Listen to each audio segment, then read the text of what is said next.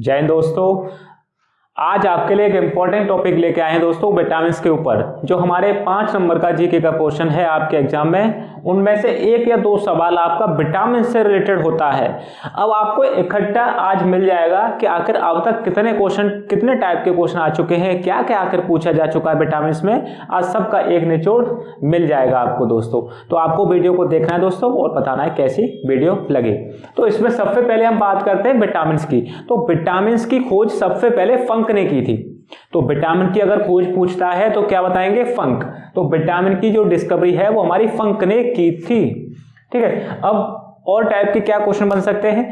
तो सबसे पहले इसके केमिकल नेम पूछ सकता है कि इस विटामिन का, विटामिन ए का, बी का, सी का, इनके केमिकल नेम क्या है, रासायनिक नाम क्या है। तो हमें सबसे पहले इनके रासायनिक नाम देखने हैं। तो विटामिन ए का जो रासायनिक नाम होता है वो रेटिनॉल होता है। क्या होगा? विटामिन ए का केमिकल नेम क्या होगा? रेटिनॉल। यहां तक बात समझ में आ गई। विटामिन ए का केमिकल नेम रेटिनॉल हो जाएगा। विटामिन बी का केमिकल नेम क्या होगा? थायमीन हो जाएगा। विटामिन ए रेटिनॉल है, विटामिन बी थायमीन है। विटामिन सी का क्या नाम रहेगा? विटामिन सी का नाम रहेगा एस्कॉर्बिक एसिड। विटामिन सी क्या रहेगा? बहुत बार पूछा जा चुका है विटामिन सी का केमिकल नेम, तो एस्कॉर्बिक एसिड आपको याद रखना है। विटामिन डी का नाम क्या हो जाएगा? विटामिन डी का हो जाएगा कैल्सीफेरॉल।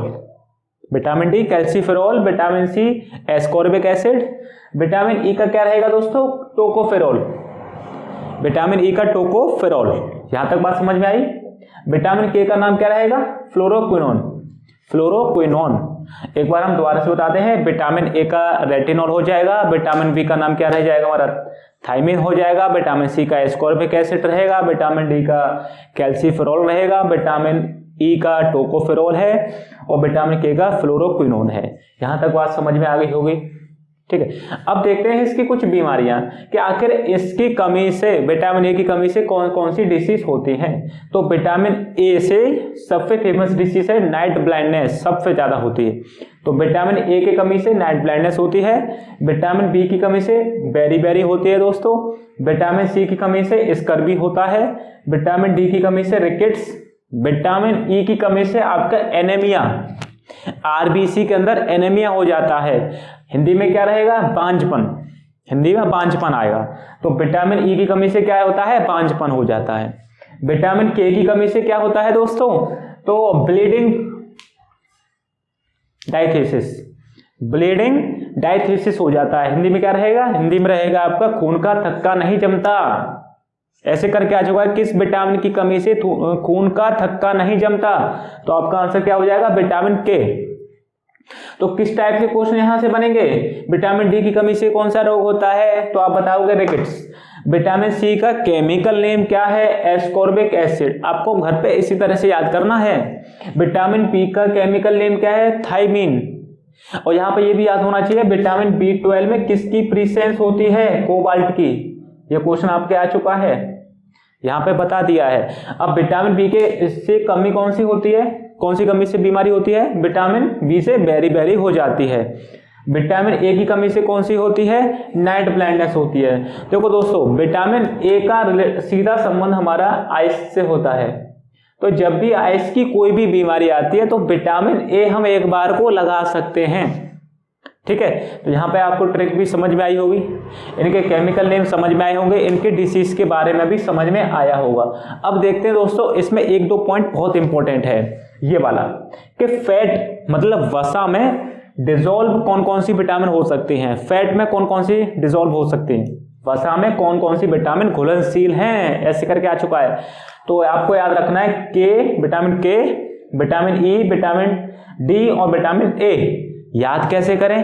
कीड़ा। इसकी ट्रिक क्या रहेगी? कीड़ा रह जाएगी। कीड़ा मतलब KEDA, याद भी हो गया।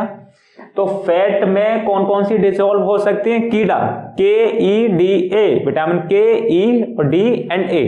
याद होने की झंझट खत्म, क्लियर हो गया सब कुछ। अब वाटर में कौन कौन सी डिसॉल्व हो चुकी है? ये आपके लेटेस्ट में सवाल पूछा गया था, कौन सी विटामिन इसमें वाटर में डिसॉल्व हो सकती है। तो आपको याद रखना बी और सी, इसमें कौन कौन सी विटामिन है जो वाटर में डिसॉल्व हो सकती है? विटामिन बी और विटामिन सी।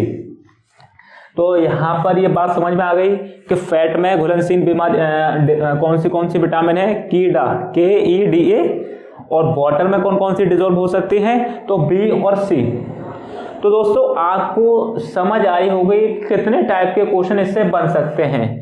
तो ये आपको बार बार वीडियो देखनी है, लाइक कमेंट करना ना भूलें और चैनल को सब्सक्राइब भी कर लें, क्योंकि इसी टाइप की वीडियो आपको जो पेपर से रिलेटेड है दोस्तों, पेपर से रिलेटेड चीज ही मिलेंगी। हमारा और कोई दूसरी वीडियो एक्स्ट्रा पढ़ाने का कोई मतलब नहीं है। जो पेपर में हम करके गए थे वही चीज आपको दी जाएगी। समझ गए दोस्तों? तो चैनल को सब्सक्राइब करना तो बनता ही है कि इंपॉर्टेंट रिलेटिव चीज मिल रही है आपको। सेलेक्टेड टीचर पढ़ा रहा। सबसे बड़ी बात यह है कि आप देख रहे होंगे यूट्यूब पे एक माहौल अलग सा हो गया है, जिसको कुछ नहीं आता वो कॉपी में से लिख के सब कुछ पढ़ा देता है। क्या उन्होंने पेपर निकाला है दोस्तों? आपको उन्हीं टीचरों को फॉलो करना है। आपका जो गाइडेड होगा वो क्वालिफाइड होना चाहिए दोस्तों।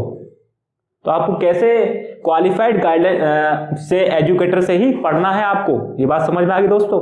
तो ठीक है दोस्तों, नेक्स्ट वीडियो मिलते हैं। जब तक के लिए जय हिंद, थैंक यू।